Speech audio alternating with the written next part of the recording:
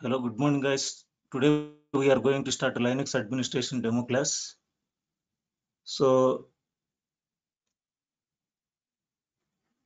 I think you are able to see my screen.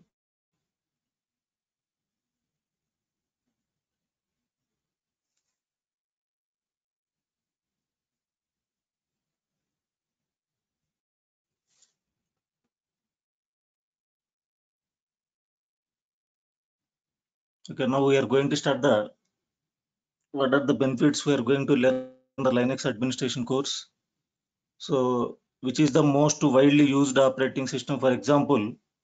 So before going to learn Linux administration, first of all, we have to know, so what is the use of Linux servers which are going to use in our companies. So the most widely used operating system is Windows. So you can take Windows is the most widely used operating system because it is a graphical user interface. Anybody they can easily understand, easy to learn, easy to work. So in Windows we have two types of operating systems. One is client OS, second one is server OS. So generally clients what we are using, what are the desktop companies, desktop systems what we are using, those are called clients. So there is another operating systems from Windows, those are server OS. So servers provide resources to clients. Clients are going to access the resources from server. So if you go for internet, you are going to access so many websites. So those are called servers. So whatever the information you want to get, you are going to internet, you are downloading those information from server. So like that, we are going to learn another administration course, but that is not Windows servers, that is Unix or Linux. So generally, so many people they will ask the question, what is the difference between Unix and Linux? See, both are same. So Linux is a flavor of Unix. Here we are going to see the flavors of Unix. Solaris, IBM AX Unix, HP Unix, SCO Unix. These are the flavors of Unix operating systems. But Linux is also a flavor of Unix, but Linux is a open source. So open source means anybody they can download the source kernel from internet. So you can develop your own operating system. I can develop my own operating system. Like that in Linux, again you have number of flavors. Red Hat Linux, Ubuntu Linux, CentOS Linux, Fedora Linux, SUSE Linux. Like that we have number of flavors. So out of these flavors, we are going to learn Red Hat Linux administration. So here you can have a question. Once you learn any flavor of Unix, you can easily work on multiple flavors. So no need to go for learn all the flavors of Linux or Unix operating system. If you learn any flavor of Linux operating system, you can work on any other flavors because the theoretical part is same,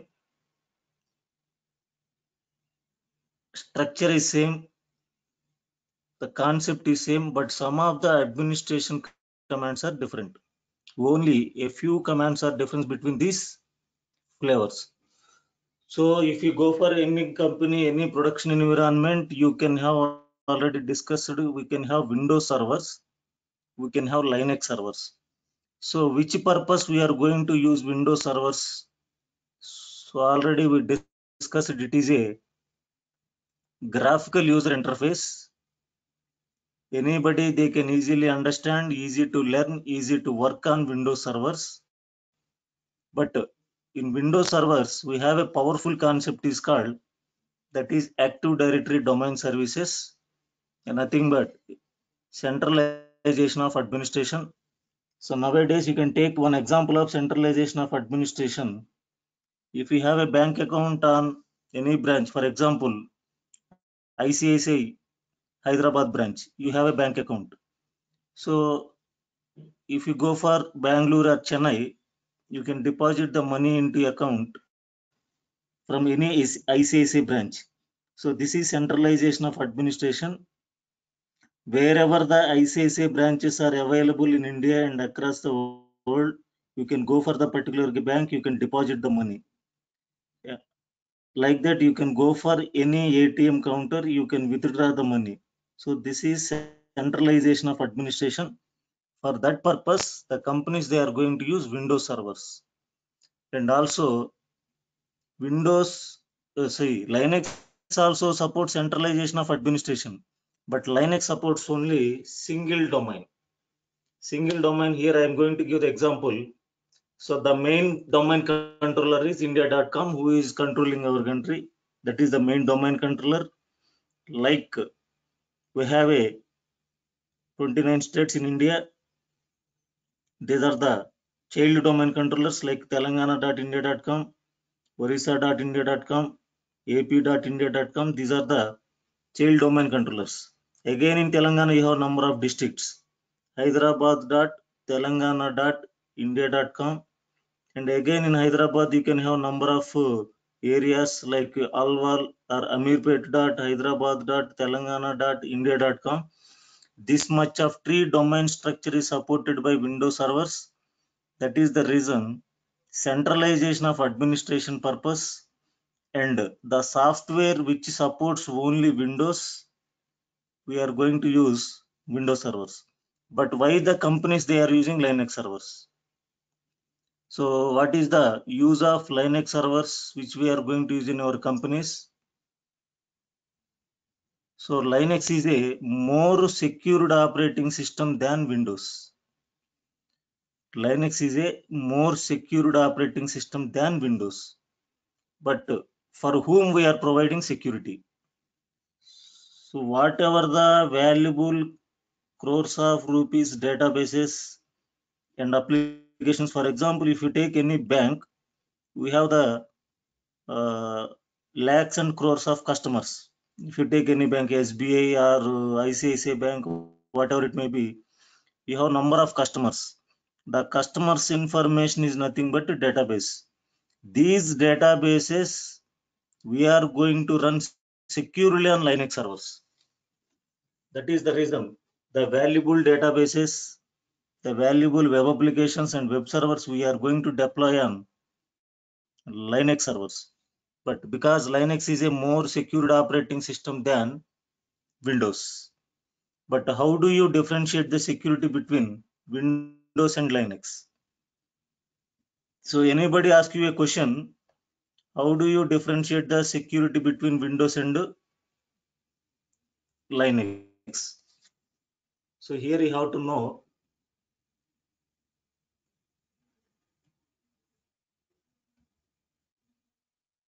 the structure of operating system.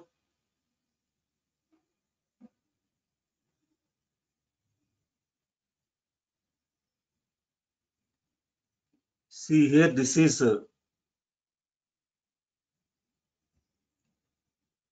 structure of operating systems.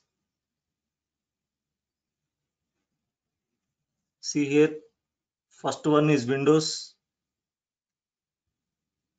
So structure hardware. So you have to buy one PC. Top of that, you are going to install the Windows servers or Windows clients, whatever it may be. Top of that, we are going to work. And coming to the Linux operating system, there is a hardware. Top of the hardware, we are going to install the Linux OS. That is nothing but a Linux kernel. Top of that, there is a security layer in Linux, that is shell. So top of that, we are going to work user. So the difference between Windows structure and Linux structure is shell. So what is shell means? Shell is the security layer in Linux. Shell will not allow you to run any unknown programs. Shell will not allow you to run any unknown commands. Unknown programs, unknown commands, it will not allow you to be run. But whenever you are coming to the Windows operating system, the user directly interacting with kernel.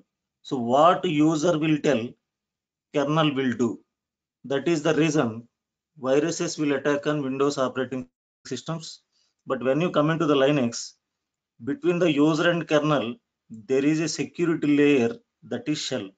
So shell is nothing but command interpreter.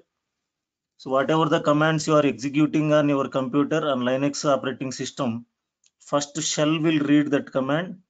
If it is known command, if it is known program, then only the instruction go to kernel. Then kernel can understand it is a known command, then it will give the output to the shell. It shows the output on our screens. That is the reason most valuable databases and applications we are going to run on Linux servers. So here this is the difference between Windows and Linux. Windows operating system, hardware, kernel, user. Come into the Linux, hardware, kernel, shell, user. Shell is the mediator between user and kernel. So once you install your Linux operating system, by default, the shell will come with OS only. You are not going to install specially the shell. It is inbuilt with the operating system. Now, architecture level, we have a security layer is there, that is shell. When you start working with Linux, again we have another security is there, that is file level security. For example, see, in Windows, the Windows operating system identify the files with the extension names. .exe executable file, .dat database file, .bat batch files, .mp3 media player files, .doc Microsoft Word document. Like that, Windows operating system identify the files with extension names. But how the Linux operating system identify the files? So Linux operating system identify the files with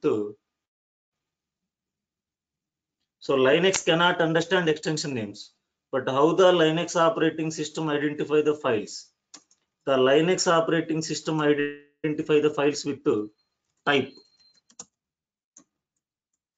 of file. So type of file means whether it is a text file or is a database file, or whether it is a character special file, like this. For example, like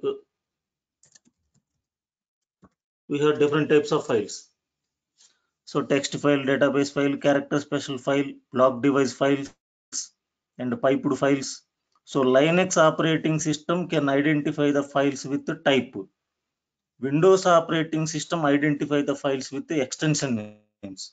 For example, when you are working with Windows, you can open one notepad, so you can write some program, whatever it may be. You can save the program as, for example, abc.exe. So like this, see, this is the notepad file, save as. I can save this file as some extension name abc.exe. Now this file has to be stored as a executable file. So whatever the program here you written, when you double click on the file, it will execute. So if you write a virus program on this notepad, if you double click on that, it will execute. That is the reason viruses will attack on Windows operating systems. And also, if you have a virus on your pen drive, if I put into my laptop, automatically that virus will attack onto my laptop also. Because in Windows, auto.exe files will run. Auto.exe. Once you put into your CD or DVD, automatically open one window. Like that, once you put your pen drive, automatically open the window. So that is the reason the valuable databases and applications we are not going to run on securely on Windows operating system. We can run securely on Linux operating system because of viruses frequently will attack on Windows servers. But here, operating system level, we have another security that is called file level securities.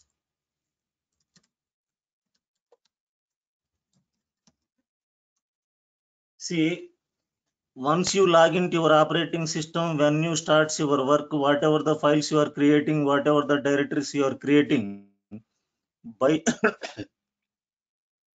by default, permissions will come. For example, so there is a user, Shiva. So when you log into Linux operating system, you can get the prompt $prompt. If you log in as a normal user, to create a file in Linux, command is the touch. File name is F1. So when the user create one file in Linux operating system, by default, the OS will give the permissions. The permissions are divided into three portions. User means owner group, and other groups. For example, Shiva is a user, he created one file. The file permissions will come read write for Shiva, who created the file. Next portion goes to owners group members. Means Shiva is a member of, for example, AWS group. So in AWS group, there is some other members. Those are called owners group members. They are having the permissions read only. Other groups like AWS, I have DevOps, Python, shell scripting, managers, developers. So many groups are in our company. So those groups are come under other groups. They are having the permission only read. So when you are working with Linux operating system, when you create files, by default permissions will apply. So architecture level, already we have a permissions. Now we have a shell, and OS level, again we have another security is there, that is file permissions. There is no file level permissions in Windows. There is a file level permissions in Linux. In Windows, you have only folder level permissions. You can keep all the files in one folder, right click on the folder, then security, then you can share your information. But when you are working with Linux, we have individual file level permissions are there. So those permissions are like this. For user or owner, we are calling as owner read write permission. Owners group members read only permissions. Other group members read only permissions. By default, there is no execution permissions on files. So whenever you want to run your program in Linux, you have to provide execution permissions. Those things generally we are going to discuss in file permissions. How to change the file permissions. So when we are working with Linux, for example, if you send a file to me, I am having only read permission. Maybe I am your group or I am not your group. I am belongs as another group. I can have only read permissions. But when you are working with Windows operating system, if you send a file to me, whether it is Word document, Excel document, whatever it may be, so I can read it, I can modify it, I can delete it. There is no file level permissions in Windows. There is a file level permissions in Linux. That is the reason valuable databases and applications we are going to learn security on Linux operating system. And also, if you are going to learn AWS, DevOps, for example, I am telling you databases, Oracle DBA, and big data, Hadoop, and middleware applications, IBM web applications, IBM WebSphere.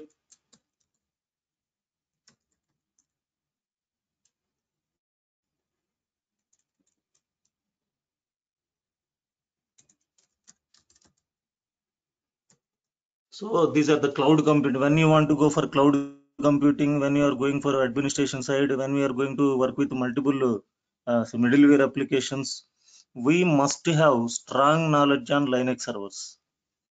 And also, some students they are going to be learn like scriptings,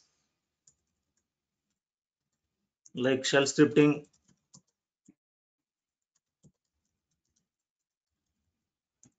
Python, PHP, Perl, like these are the programming languages. So if you want to go for cloud side databases and middleware applications, we must have the knowledge on Linux servers.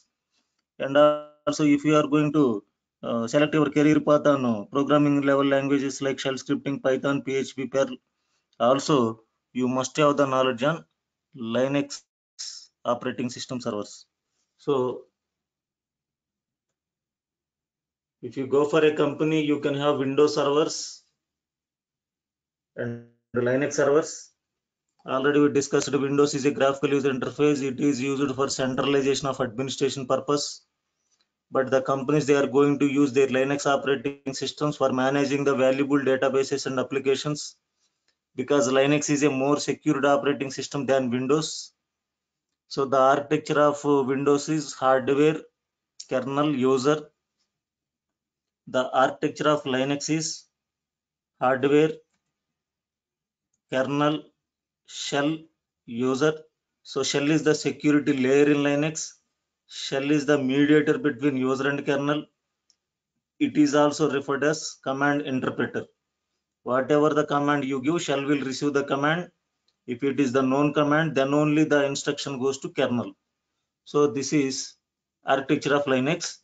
Then when you start working with Linux operating system, again we have another level permissions. Those are file level permissions. Whenever you create a file, by default the permissions will given by the operating system. The file permissions are divided into three portions. First one is user. User is nothing but a owner who created the file. He can have read write permission. Owners group members, next portion, they can have only read only permissions. And the other group members, except owner group member, all the groups are other group members, they are having read only permissions. But who can change these file permissions? The owner can only change the file permissions.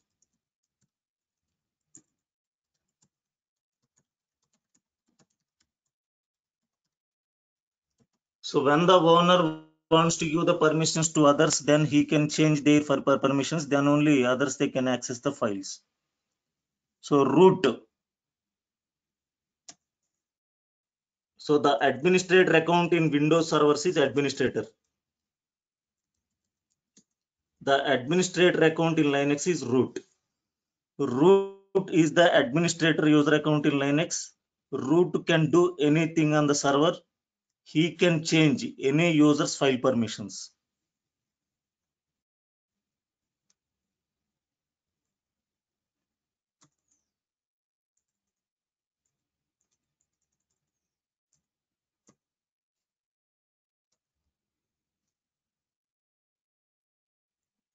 See here, the Linux administration course we are going to learn. Briefly, I will give you the introduction what we are going to learn. So this administration part is divided into three portions. One is standalone.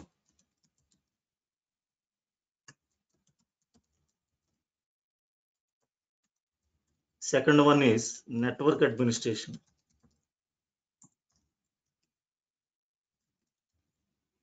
So in the Linux administration course, we are going to learn first one is standalone administration, next one is network administration.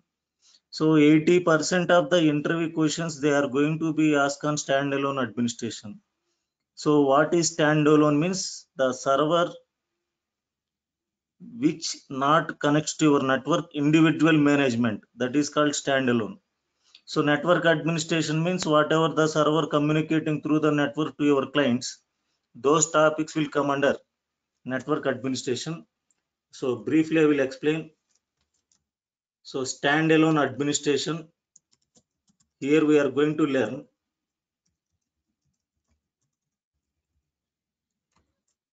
so installation of Linux. So before going to install Linux operating system, we have to know the structure of Linux root file system, because in Windows the file system layout is drive concept.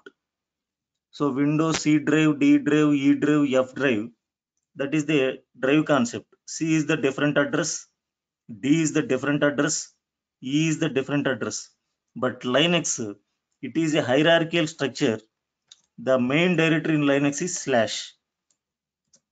So slash is nothing but a root directory.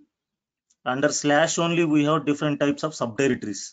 So the operating system directory in Linux is slash. Slash means root file system. I am giving fs. So generally, if anybody asks you a question, what is the operating system directory in Windows? So in Windows, the operating system directory is C drive. Like what is the operating system directory in Linux? Slash. So slash is corrupted, means root is corrupted, means your OS is corrupted.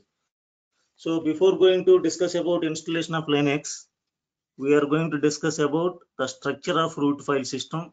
Under root, whatever the subdirectories are available, we are going to discuss about those subdirectories. And at the time of installation of operating system, which is the compulsory partitions we have to select, which are the optional partitions we have to select, why we are going to select those options, everything we are going to discuss in this class. Next one, disk management or file system management. So after installation of Linux, if you want to install any softwares like Oracle database, Big Data Hadoop or SAP, so as a Linux administrator, you need to create the new partitions and you need to format those partitions and you need to make it available those partitions to database administrators and Hadoop administrators and SAP administrators. So these things we are going to discuss in disk management. How to create new partitions in Linux, how to format the partitions, and how to mount the partitions. Like in Windows, after installation of Windows, you can create the drives. D drive, E drive, F drive, G drive, H drive, we can create the drives. Like the same concept in Linux, creating the partitions. How to create those partitions, how to manage those partitions, how to format those partitions, we are going to discuss in this class. So why we are using Linux? The Linux operating system is the more secured operating system than Windows. For whom we are providing security? We are going to providing the security for database. So all the databases we are going to store on our local disks. So disk management is very important in Linux. That is the first chapter. After installation of Linux, we are going to discuss. Then another one, boot process of Linux operating system. This is the compulsory question they will ask in interview. So what is the booting process of operating system? For example, if you have a laptop, you have a Windows. So every day you are powering on your laptop, you are logging to your Windows operating system, you are working. But when you power on the system, how the operating system will boot? How many phases background will run? How to get your login screen? So everything we are going to discuss here. Boot process of Linux OS. When you power on your Linux operating system, how it will boot? How can you get the login screen? They will ask the question in interview. Explain the booting phases of Linux. So we are going to explain. First, after power on, what happened? So which programs will run? How to run those programs? How to get the login screen? So everything will come automatically. But background, which process is going on, you have to explain in interviews.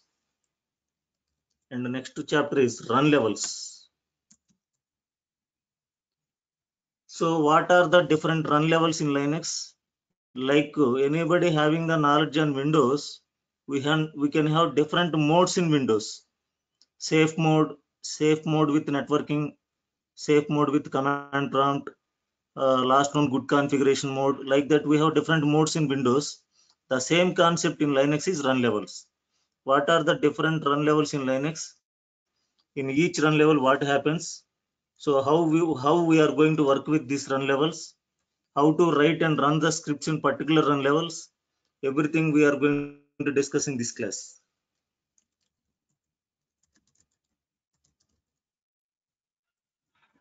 Next, group management. So here we are going to discuss creating the groups in Linux, how to creating the groups, what are the group IDs we are going to use in Linux, and how to assign the passwords to groups. Generally, we are going to assign the passwords to users, but when you come with Linux operating system, you can assign the passwords to groups also. So how to assign the passwords to groups? What is the importance of passwords of those groups? We are going to discuss in this group management. And next one, user management. So after disk management, again, it is a big chapter in Linux, that is user management. So how to create the user accounts, how to manage the user accounts, how to manage the password aging of user password management. So how to monitor the user accounts, how to provide the different home directories to users. For example, we can have Oracle users. You are going to provide separate home directory Oracle. You have Java developers. You are going to provide separate home directory Java. Like that, depending upon the work of the user, you are going to allocate the particular home directories. So while creating user account, how to assign the different types of home directories to the different users, we are going to discuss this user management class. And user quotas. So this is also important task in real-time administration scenarios. How to restrict the users to use unlimited space on the disk. For example, so everybody using Gmail account. So what is the quota of Gmail? We have some limitations are there. So the quota of Gmail account is 15 GB. That is maximum. So when you reach your 15 GB, you cannot get any new mails to it. You have to delete your unwanted mails. Otherwise, you have to buy the space if you want to cross 15 GB limit. Like that, when you are working with Linux servers, the users, they are going to log into the Linux servers, they are going to start their work. But unnecessarily, some users, they are going to store unwanted data. So that is the reason disk space problems will come on the server. So that as a Linux administrator, you are going to restrict the users depending upon their work. So you can allocate the particular space. You can use 500 MB only, 1 GB only, 200 MB only. Like that, as a Linux administrator, you are going to restrict the users to use unlimited space on the servers. So that is nothing but a quotas. So here we are going to discuss how to configure the quotas, how to restrict the users by using quotas. We are going to discuss here. Next, ACL, access control list. So this is like special permissions on. For example, already we discussed about for file permissions. When you change the file permissions, that will apply for all. For example, if you change the file permission to other groups, all the members, they can write on your file. But as a Linux user, you want to give the right permission for only particular user. If you want to give the right permission for only particular group, particular user, then you are going to apply ACLs. Access control list, assigning the special permissions on a file for particular user and a particular group. Those things we are going to discuss in ACL. Next, RPM, Red Hat Package Manager. This is another important task which we are going to use regularly in our company. So a operating system is nothing but a collection of packages. So as a Linux administrator, every day you have to check your server, whether your server is up to date or not, and you have to upgrade your packages every day. So if you want to install any new packages, if you want to remove any old packages, if you want to upgrade any packages, by using the Red Hat Package Manager, you are going to manage your packages in Linux operating system. This is an important task in Linux. So at the time of installation of Linux, by default, some packages will be installed. Those are whatever the required packages are, those are going to install while installing Linux OS. After installation of Linux, If you want to install any softwares, they will give the required packages list. And if you want to configure any server, they will give the required packages list. If you want to configure this server, you need this package. So as a Linux administrator, you have to check whether the package is installed or not. If it is not installed, you have to install it. So how to install those packages, how to manage those packages, we are going to discuss in RPM. So advanced for RPM is M yellow dog updater modified. Like in Windows, whenever you are having a internet connection, you can get the pop-up. There is a new version of Adobe Reader. There is a new version of some other softwares like will come, because of when you are having internet connection, automatically you can get the pop-ups in Windows. There is a new versions are available. Do you want to install now or later, like that? So that is nothing but online server updations, online system updations. That is called Windows Server Update, WSUS. There is a concept in Windows. Like when you want to make it your Linux operating system online updations, you have to configure M server. So RPM is offline. We have to download the packages, then we have to install the packages, upgrade the packages. But M is online package management server. So how to set up this M server, how to create the package repository databases, everything we are going to discuss in M server. Next one, swap management. So swap is a virtual memory.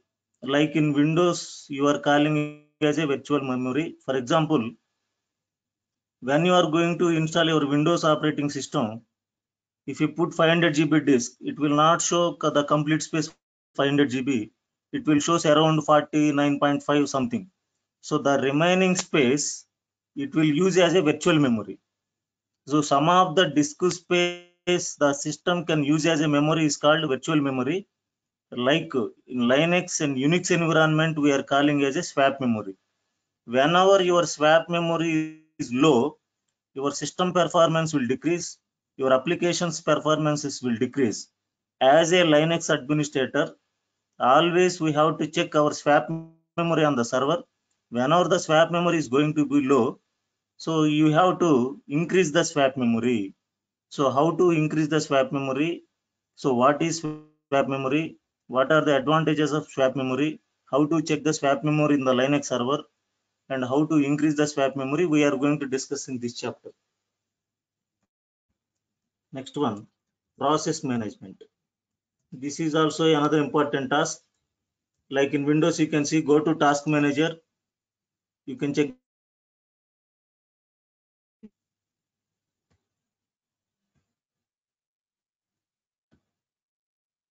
like see here all these processes.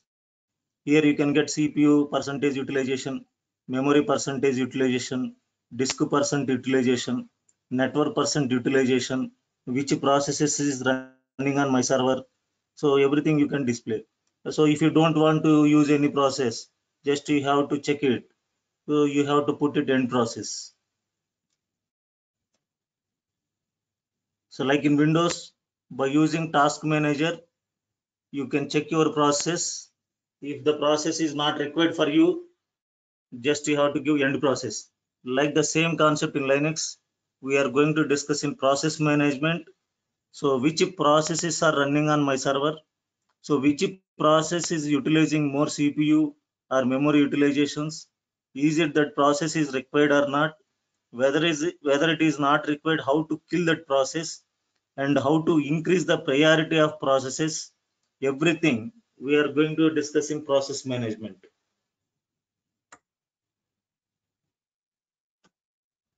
Next one, LVM, logical volume manager. So LVM is a concept for storage management solutions in Linux. You can combine a multiple physical disks as a single logical device. Then you can install your applications or databases. Whenever the total space is full, you can expand your storage limit. By configuring LVM, you can expand the storage limit. But here, first, second chapter, disk management also we are going to create partitions. But these are traditional partitions. When the space is full, in this scenario, we cannot increase the space. But when you create the partitions with LVM in Linux, whenever your total space is full, there is no available space to write the data, you can expand your storage limit. So in that particular scenarios, we are going to configure the LVM, logical volume managers in Linux, combining the physical disks as a single logical device. Next one, backup and restore.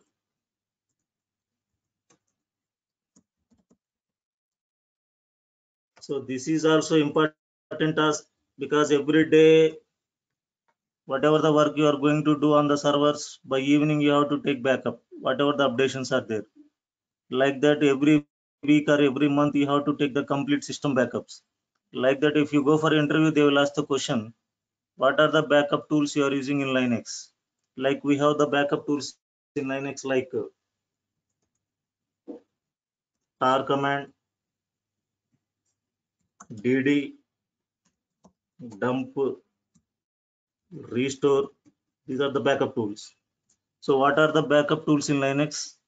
So what is tar command, what is dd, what is dump, what is restore, what are the files and directories backups, what are the file system backups, how to copy the data from one disk to another disk. So everything we are going to discuss in this backup and restore class. Next to scheduling jobs. So this is also a regular task in working with Linux servers in real-time environments. Whatever the regular tasks we are going to run. So every day evening take the backup, regular task. Every Sunday take the full backup, regular task. So every day the users who are logged into the server, what they are doing. I want to get the information, regular tasks. Whatever the regular tasks are there, so you have to schedule it. Automatically these jobs will run. So like in scheduling jobs, we have two types of jobs, edge jobs and cron jobs. Two types of scheduling jobs. Edge job means it will run only one time. Cron job means it will run the task repetitively.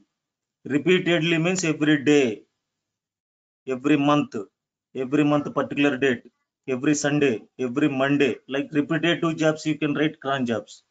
Edge job means only this day or particular day.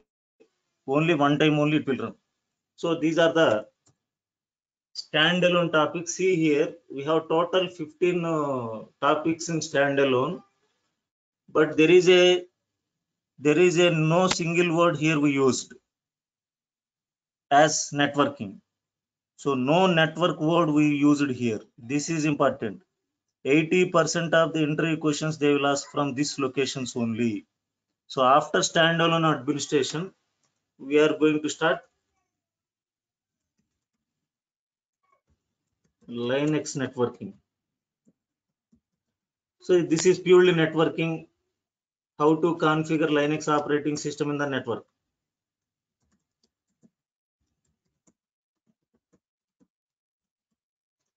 So how to assign a computer name to Linux, how to permanent it, how to assign the IP address to Linux, how to permanent it. So Windows, there is a simple way, go to my computer manage, there you can give the computer name.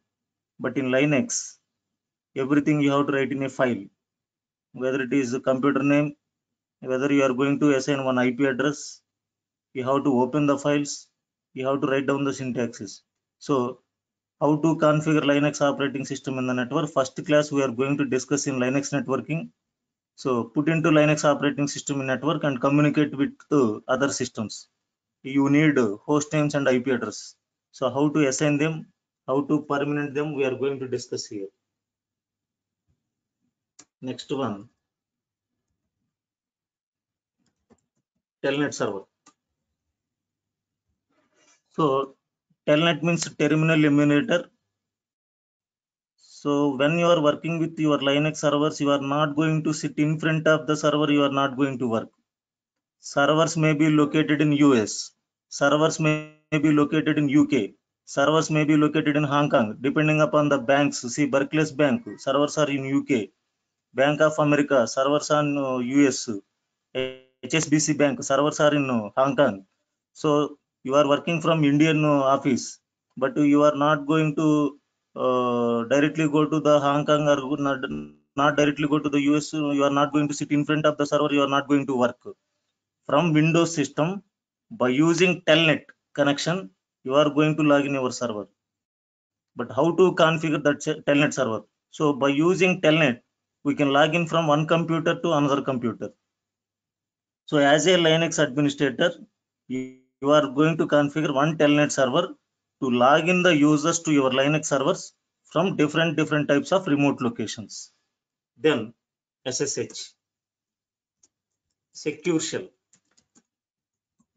So Telnet is not a secure connection. That is the reason they introduced SSH. By using SSH, we can log into our Linux servers, but Windows operating system will not support SSH because it is a shell-based tool.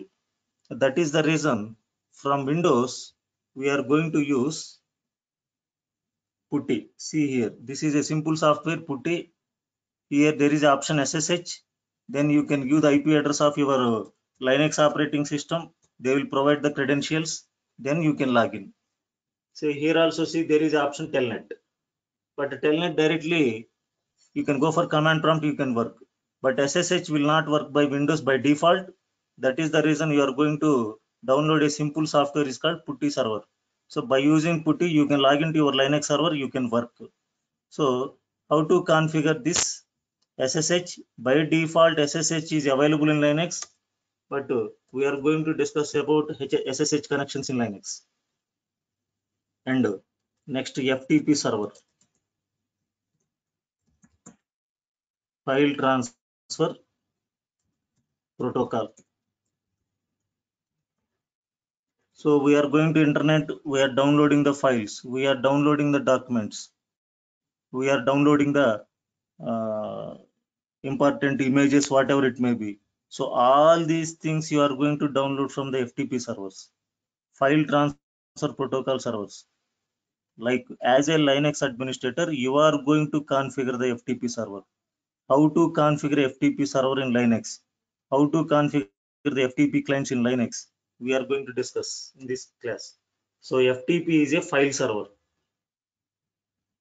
like NFS, network file system. This is also a file server, but this is online file server.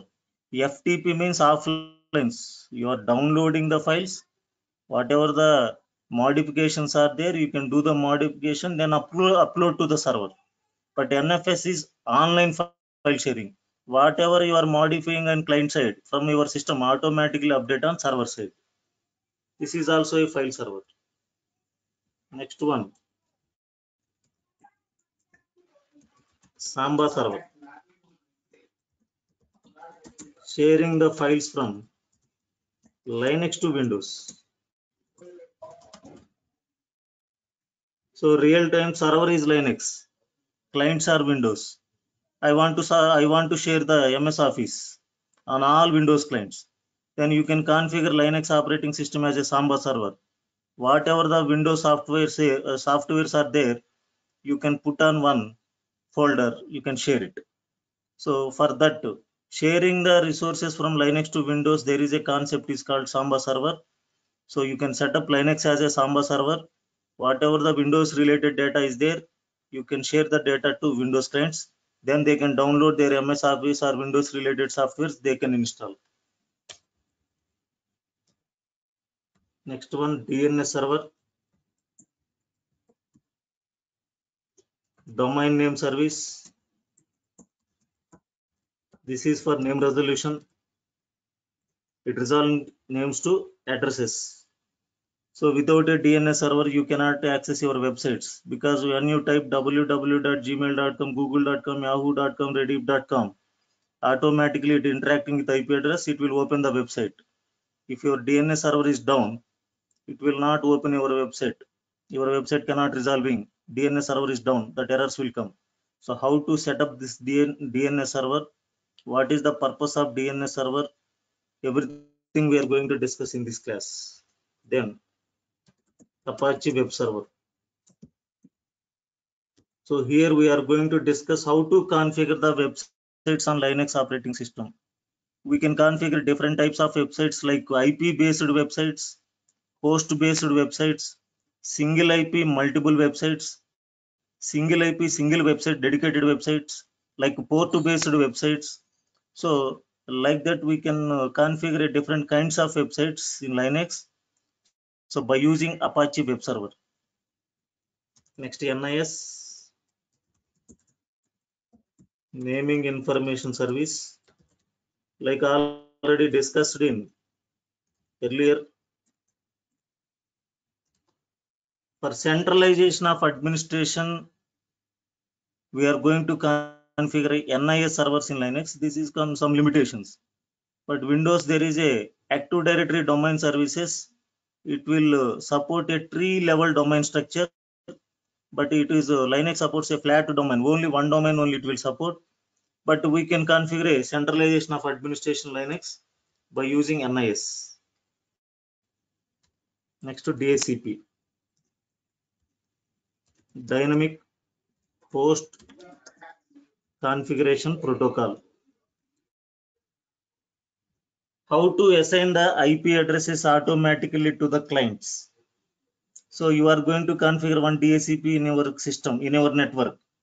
So as a Linux administrator, you cannot go for each and every computer. You cannot assign the IP addresses manually. So always assign manual IP addresses for servers. So always assign the DHCP IP addresses for clients.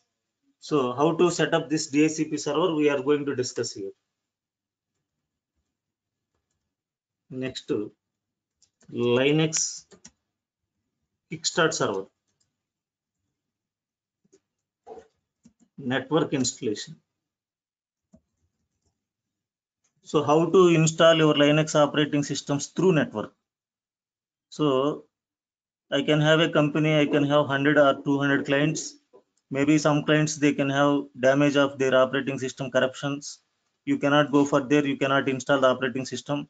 So configure one system as a Linux Kickstart server. Automatically through network, they will connect your Linux Kickstart server. The installation process will start. How to set up that server, we are going to discuss in this Linux Kickstart server. This is called network installations. So these are the topics we are going to discuss here. Standalone administration, total we are having 15 chapters, and Linux networking, total we are having 11 chapters. This is called complete Linux administration course. So this course is going to be run 1 month. Total duration is 1 month. So in each and every class, I will give the important notes. So entry point of level, I will give the notes. So once you follow my notes, you can easily face your interviews. So because of I am having the 15 plus 18 plus years of experience on that, whatever the maximum questions they will ask from the Linux administration, I will give the notes like that. You have to follow my notes, then you can go for the interviews. After completion of course, I will give the 350 real-time interview questions and solutions. So my notes is enough. So if you want to go for extreme in Linux, knowledge in Linux, you can go through that 350 interview questions and solutions also. Okay, this is the demonstration today we completed. If you have any doubts, please ask me the doubts. Anybody?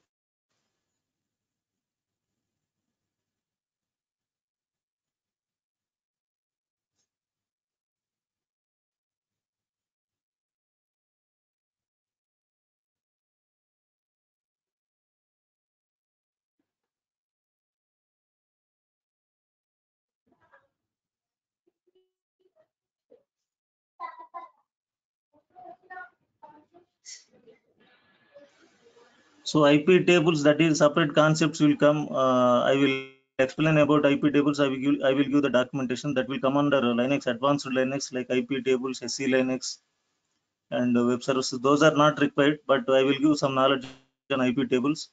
And course fees, you have to discuss with the this Durgasoft people.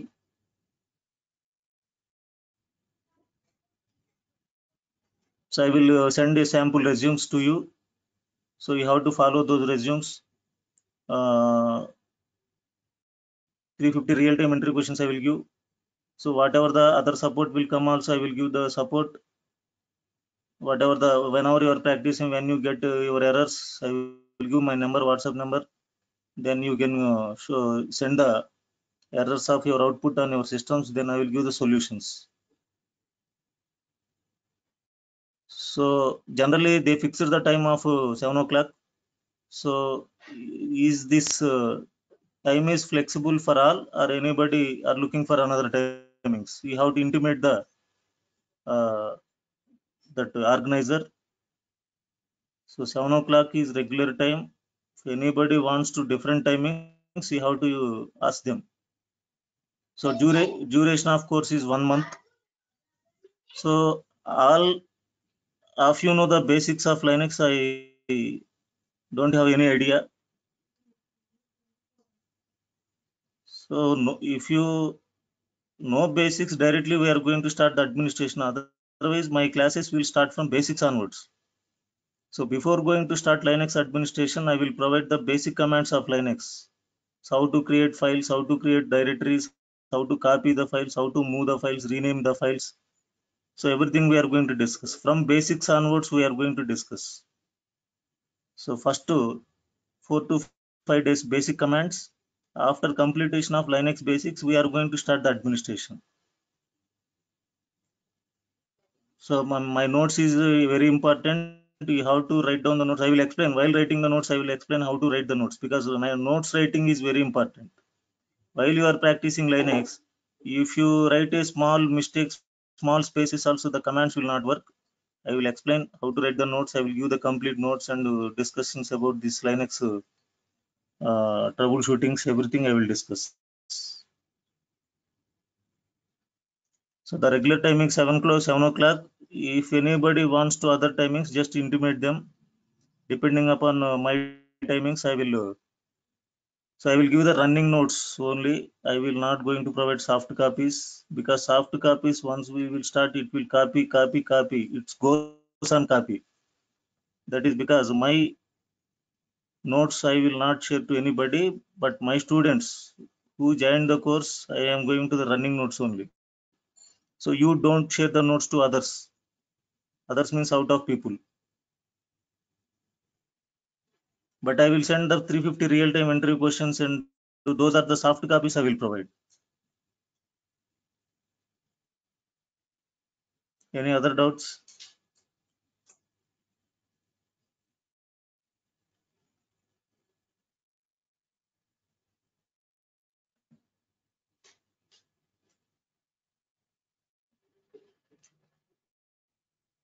See, 7 o'clock is okay for you.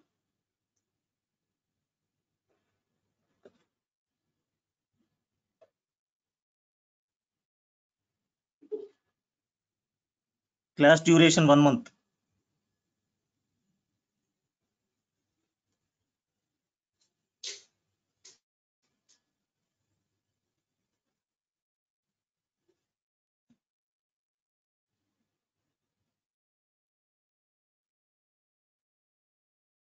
So daily class duration 1 hour, 7 to 8.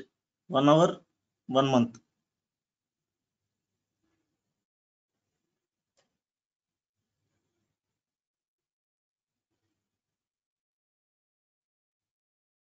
So first 5 days we are going to discuss about basics of Linux. Before going to that, structure of Linux operating system, how to install the Linux operating system. After installation of Linux operating system, I will start the basic commands. After completion of basic commands, we are going to start the administration part. Total it will take 1 month time.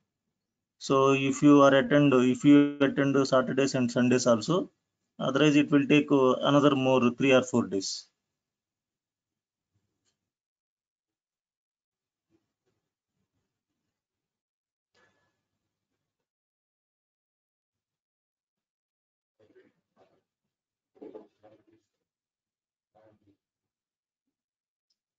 Okay.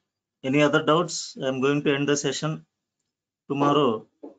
Uh,